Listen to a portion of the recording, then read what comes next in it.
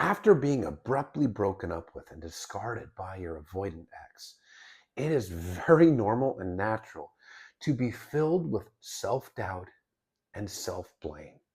If only I wasn't so needy, if I didn't confess my feelings to them, if I didn't tell them that I needed more time together, if I wasn't so pushy, if I just mirrored their energy, if I did this, if I did that, maybe they would still be with me. Stop blaming yourself. Now, it's perfectly normal to go through this because you had your emotional needs met, at least you thought you did with this person, and then it was ripped away from you. That's going to create anxiety, and it's going to create attachment anxiety, at least within that relationship.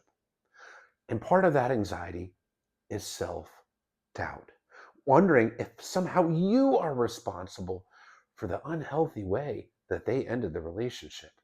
Somehow you are responsible for being too needy and having needs and expectations in a relationship.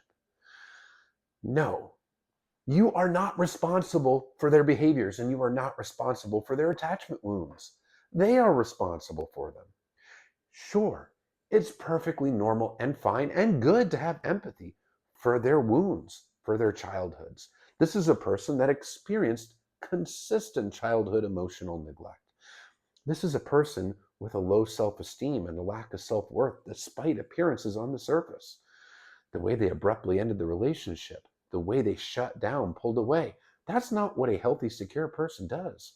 That's what a very insecure person that fears emotional intimacy, that's what they do.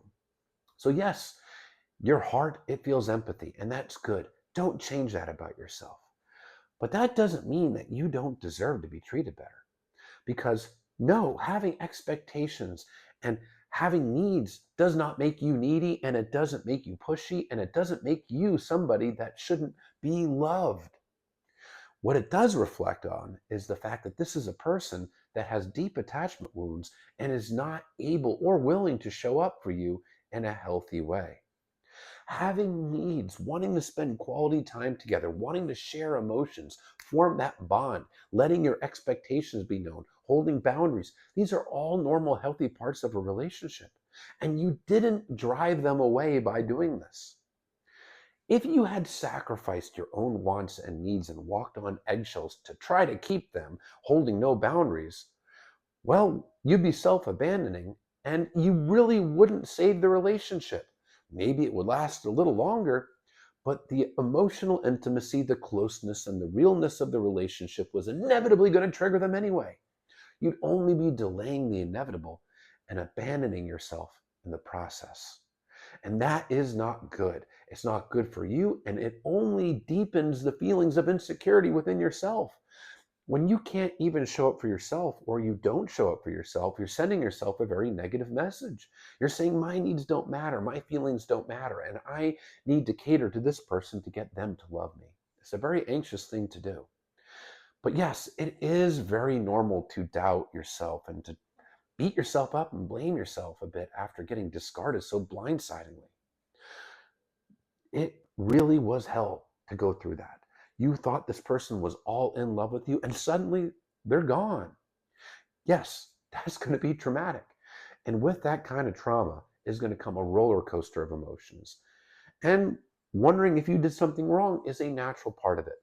But if you showed up and you tried to be your best self, if you showed them empathy, love, and care, but you did have some needs and expectations, no, it's not your fault. You're not responsible for that kind of unhealthy behavior. And you need to be more empathetic to yourself and more forgiving to yourself because, first of all, you didn't know what you didn't know.